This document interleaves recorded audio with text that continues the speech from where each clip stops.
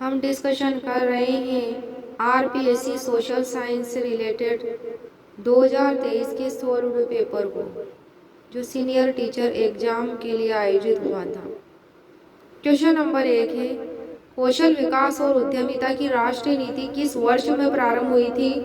तो ये प्रारंभ हुई थी 2015 में। इस नीति का उद्देश्य गति और गुणवत्ता के साथ बड़े पैमाने पर कौशल की चुनौती को पूरा करना है। नेक्स्ट है क्वेश्चन नंबर 2, न्याय का हकदारी सिद्धांत किसके द्वारा प्रतिपादित किया गया था? रॉबर्ट नोजिक के द्वारा। नेक्स्ट है क्वेश्चन नंबर 3, किसके द्वारा मानव विकास रिपोर्ट प्रकाशित की जाती है? यूएनडीपी के द्वारा। यूएनडीपी 1990 से इसके द्वारा प्रकाशित की जाती है मानव विकास रिपोर्ट, और इस रिपोर्ट का लक्ष्य है अवसरों, विकल्पों और स्वतंत्रता के विस्तार में योगदान करना। नेक्स्ट है क्वेश्चन नंबर 4, भौतिक गुणवत्ता जीवन सूचकांक किसके द्वारा प्रतिपादित की गई अवधारणा है? एम.डी. मॉरिस के द्वारा। एम.डी. मॉरिस अर्थशास्त्री थे और 1990 में भौतिक गुणवत्ता जीवन सूचकांक प्रतिपादित किया था।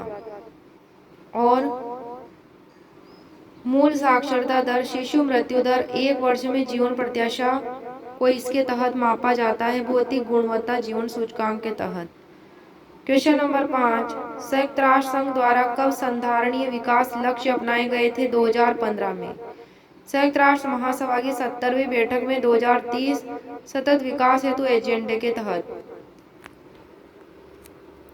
क्वेश्चन नंबर 6 है, गांधी का विश्वास था साध्य और साधनों की पवित्रता में। क्वेश्चन नंबर 7, गांधी जी द्वारा रचित हिंद स्वराज है, यह है उनके सामाजिक राजनीतिक विचारों की प्रस्तुति। महात्मा गांधी ने 1909 में हिंद स्वराज पुस्तक लिखी थी, जिसमें भारत में ब्रिटिश शासन भारतीयों के सहयोग से स्थापित किया गया था, जिसमें ऐसा कहा गया था। क्वेश्चन नंबर 8, राष्ट्रीय पाठ्यचर्या की रूपरेखा 2005 के अनुसार सामाजिक विज्ञान का शिक्षक कक्षा में की तरह कार्य करता है।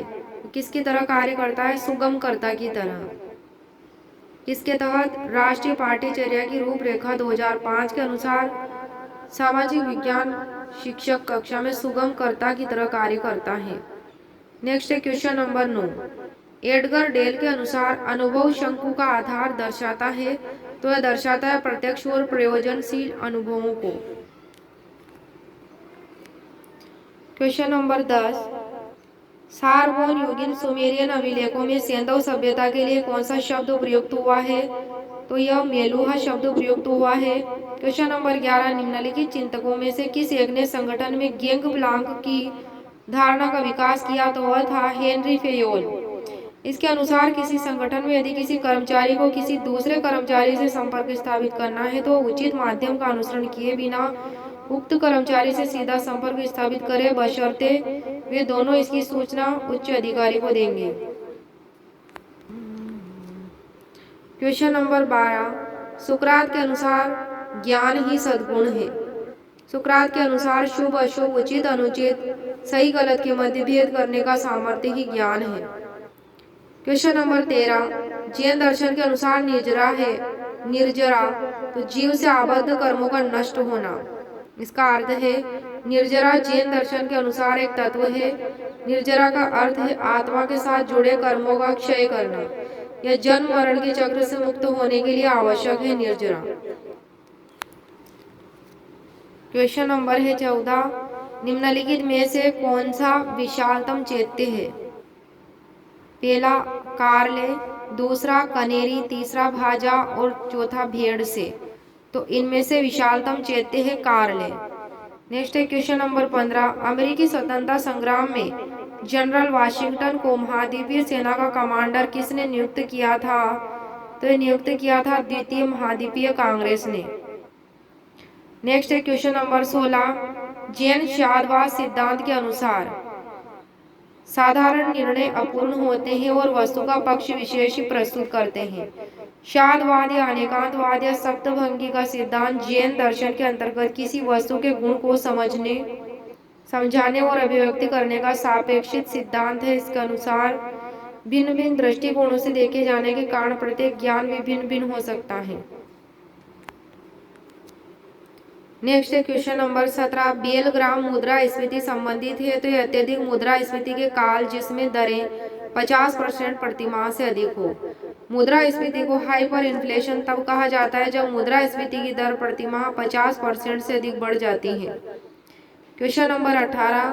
तत्त्वम असी का अभिप्राय है आत्मा और ब्रह्म में अभेद है। Question number 19। 1917 ईस्वी में मोंटेग्यू की ऐतिहासिक घोषणा के बाद होम रूल आंदोलन को किसने समाप्त किया था? तो ये एनी बेसेंट ने समाप्त किया था। क्वेश्चन नंबर 20 है भारत छोड़ो आंदोलन के दौरान स्थापित ताम्रलिप्त जातीय सरकार का नेता कौन था? सतीश चंद्र सामंता। और गठन जो हुआ था ताम्रलिप्त जातीय सरकार का 17 दिसंबर 1942 को हुआ था। Question number 21। 1890 ईस्वी में कलकत्ता में भारतीय राष्ट्रीय कांग्रेस के 6वें अधिवेशन की अध्यक्षता किसने की थी? फिरोज शाह मेहता ने की थी। क्वेश्चन नंबर 22 है दक्कन ट्रेप क्षेत्र किसके कारण बना था? तो यह ज्वालामुखी के दरारी उद्भेदन से बना था। क्वेश्चन नंबर 23 है वराहमिहिर की वृहत संहिता की रचना हुई थी? तो 6वीं शताब्दी में हुई थी।